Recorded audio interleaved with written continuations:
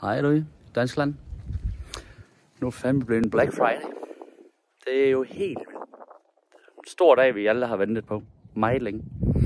Hvad her er det? Selvfølgelig her hos os kører vi sgu da op Black Week.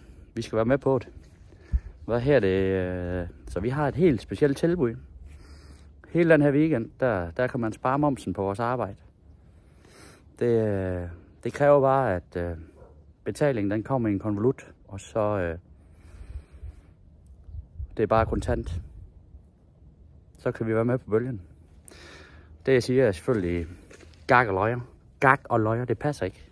Men det kunne da være det hyggeligt, hvis det kunne fungere sådan. Så kan I have en dejlig weekend. Og så lader vi sgu alle de andre få stress i dag. Vi føler, vi er sgu billige nok i forvejen. Så her bliver prisen sgu ikke sat ned nu. Møgner.